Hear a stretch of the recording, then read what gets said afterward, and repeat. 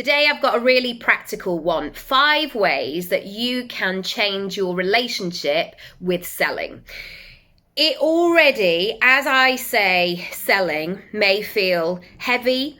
It may make you feel like, I don't like doing that. I don't want to do that. I'm not a typical or a advanced seller. You might have all of these things coming up. But equally, if you want to grow in your business, if you want to welcome more money into your business, you've got to understand how you can sell yourself and your products and your services in a way that feels really good. And this is what I want to do. I want to help you to build that lovely relationship with selling so it becomes natural, it becomes part of the process, it just becomes something that you do and really build this habit. Because I want to assure you that if you do something regularly, consistently, after a while, it will become second nature. After a while, the voices in your head of, I don't like selling, whatever's going on, will start to quieten down. And instead, your brain will go into action of like, what do I need to do today in terms of selling? And you'll immediately go into that creative, practical, let's get this done. And all of the emotion won't be there. So if you want to pause this video right now and run away and think, no, I can't do that. Please, I promise you, I've got you and I can help you. Just see if you can stay in the room. I remember going to my first hot yoga class and having all of that stuff of like, well, I'm very ginger and I'm very pale and I'm not great with the heat. And I've done a bit of yoga, but not much. And I've not done it in the heat. And my first teacher of hot yoga, who is one of my best friends now, 14, 15 years later, said to me, just stay in the room. Just stay in the room if you can. If you can stay in the room, do that. And that might mean you laying down flat on your mat and not doing any of the yoga. Just stay in the room and see if you can do that. And as soon as I did that, I quietened everything down and I relaxed into it and I focused on what I needed to do.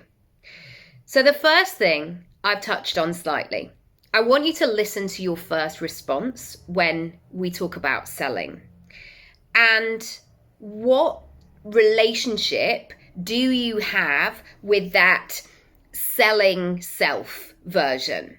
So you already might have an image, an idea of what a good salesperson is like, or an effective salesperson, or just the door-to-door person, somebody in a shiny suit. Maybe they were a bit smarmy and sleazy and, would do a lot of, I want you to think about that image in your head, because the truth of it is that you get to do this in a way that feels really good to you. And I recently overheard this conversation of somebody talking about the fact that she couldn't cook. And she was going on and on and on, and she was really owning that identity of herself. I can't cook. I can never cook. I'll never learn to cook. I'm not one of those people who can cook. She reframed this phrase in so many different ways. And because I didn't want to show how much I was listening in, I wanted to say to her, you can cook. You just might have to give it a go. You might have to build the habit. You might have to learn. You might have to quieten down that version of whatever you think a great cook is and do your own version. Maybe that person was thinking about a great cook being somebody who's like, hi, I just rustled up these sausage rolls and I've created this 4-tiered wedding cake. Yes, they may not be that kind of cook, but to make something that is on a stove rather than in a microwave, that could be a small jump. That could be something that they could do. So I first want you to examine what that story is about selling. And I want you to give yourself that full permission that you can do this in a way that feels really good to you. Number 2, I want you to bring to the surface all of your stuff around selling. Now, you may automatically go to the negative, And that's great, because that's when we can see all our shadows and the sticky bits and the blocks and the stops. But also, if you have positive stories, feel free to bring those as well. I want you to think about all of that stickiness, that time where somebody sold something to you and then you got it home and you were like, I wish I hadn't bought this. Why have I bought this thing? Or that time where you felt like you were going to have FOMO, so you paid for the ticket and actually you didn't need the thing. Or maybe you bought something and it just didn't deliver. Maybe you felt wronged in a purchase or a relationship with someone, whatever it might be. Bring all of that to the table and literally take it out of your body, out of your head, and get rid of it. Put it on a piece of paper, because then we know what we're dealing with. Number 3, how do you think that selling has to be done? And I remember when I first started in the online space, everybody had one of those countdown timers. And my website didn't allow for me to have a countdown timer. And I got so stuck of well, how am I going to do this? I haven't got the countdown timer. And then I thought, well, why can't I just let people pay any time? And why can't I just sell in a different way? Why can't I just sell on a workshop and then put the workshop out there and then people can come and buy it if they want to? And another block that I had was around Facebook ads. It felt so complicated. It felt so risky. All I was hearing back in the day was you have to have thousands and thousands of pounds, which may not even work, to see if you can get traction in your business. And immediately I got so consumed with all of that. So I had to take a step back and say, if I could sell, what would I do? If I could sell in a way that felt really great to me, what would I choose? I would always choose putting out content and showing what I could do and giving people an idea of my flavor. And those people who wanted it and were ready to purchase could come and have a chat with me. Over the last 25 years, that is all how my business has come, pretty much. Let's have a chat. Or let's have a chat by me putting up a sales page and somebody goes, yeah, I'm going to buy that. That sounds really good. But it's come from me. I want you to reframe all of those sales stories. And again, give yourself that permission. You can do this in a different kind of way. Number 4, when we're talking about selling, inevitably there's going to be a price. An investment of some kind, whether that's price or time or focus or things like that. So often people price based on what somebody else has told them they should do. And whether that's inadvertently, as in well, I read this book and somebody said in year 5 of your business, you should be doing this.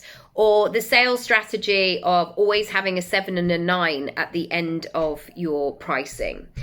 We carry so many of the things, but actually all you need to do in terms of pricing is to work out the price that you can hold authentically and share that number. To come up with a price that feels so good and in alignment with your body, and therefore it's going to translate in that way. So I can do a little test with you right now. I want you to think about one of your products or your services and what you charge for that. And I want you to say the price aloud. So what do you charge? Say it back to me. How much is your service? What I've got X number to spend. What can I buy from you from that? Can I buy an hour of your time? How much would you charge? I want you to notice what happens in your body when we begin to talk about pricing. Is it smooth? Is it easy? Is there something in the background of oh my goodness, this is really cheap for what I'm offering. I need to up this price. Or is there a slight hesitation? When you're saying something aloud, you're ooh, I don't know if somebody will actually pay that though. Or I hope they don't think I'm too expensive. I want you to notice all of those things. Because when you land on that price for you that feels in alignment, Yes, it might feel a bit sticky because your old self is saying, I'm not great at selling. But after a while, you will be able to hold that. You'll be able to hold that price in your body. And so to do the test and take it a step further, I want you to think about your relationship with your price and then just play around. What would happen if you doubled it? Can you say that price aloud? How does that feel? What would happen if you tripled it? What would happen if you added 10%? What would happen if you sold it for half of that price? How would that feel in your body? I want you to notice it all. And you will be doing that as a consumer all the time. For example, you might sit down and look at a menu and go, how much for a steak? Oh my goodness, a steak, that's £39, and then you have to pay for extra chips and sauce on the side. It's just £39 for the thing. But then if you went to, I don't know, a business launch or a business event, and suddenly you had a steak on your plate, and you're like, I love this steak, it tastes delicious, then it's not a question of whether you like it or not. It's what you feel comfortable in terms of paying for it. And that's the situation with selling as well. We can just pluck numbers out, or we can just listen to somebody and go, somebody said that I had to triple my prices, so I stuck it on my website. But unless you're in that relationship with it, you're not going to sell it. I mean, you might as a fluke, but consistently, and to be able to hold that, you're not. Number 5, I want you to focus on what you are giving and not what you are taking. And even if you're just starting out and you have no data, no information, maybe you don't have that many clients, maybe you haven't been doing this for very long, I want you to lean on what I'm about to share with you, because this is relevant for any kind of industry. Sometimes when we ask people for money, we feel like we are taking money from people. That money that is in their bank account, we're suddenly extracting it and leaving them with a smaller amount. That's where our mind might go, especially if they're an empath. And to stay focused on that simple transaction is not the whole story. So this reframe is about not taking the money, as in I've taken it and now it's done and that's the end. This is an opportunity for this client, this person, this customer to put that money into something that will grow and grow and grow. So if we imagine it like a seed, and if I was the gardener and I was saying, right, just give me the money for the seeds, and it would stop there. In fact, the way that I'm thinking is if you give me money for the seeds, I'm going to help you position them, nurture them, grow them in the best possible way. So those seeds produce flowers and blossom and all kinds of great produce that you're looking for. And so if you get stuck in any of these blocks in terms of your selling, I don't want you to just try and put them away and just go, oh, I always feel like this. Oh, why do I feel like this? Really bring it to the table with grace and compassion and ask yourself, I wonder where these things come from. I wonder how I have got myself in this situation again. Really investigate your process. If you want to work on your selling, if you want to sell more, if you want to make more money, come on over to Create Your Income Pie. There is a whole section on that and I would love to help and support you. And there are 3 ways to do it. Equally, if you want to book a one-on-one session with me and focus solely on selling and work through your strategy, you can go to the sessions section on my website. All the details of how we can work one-on-one is there.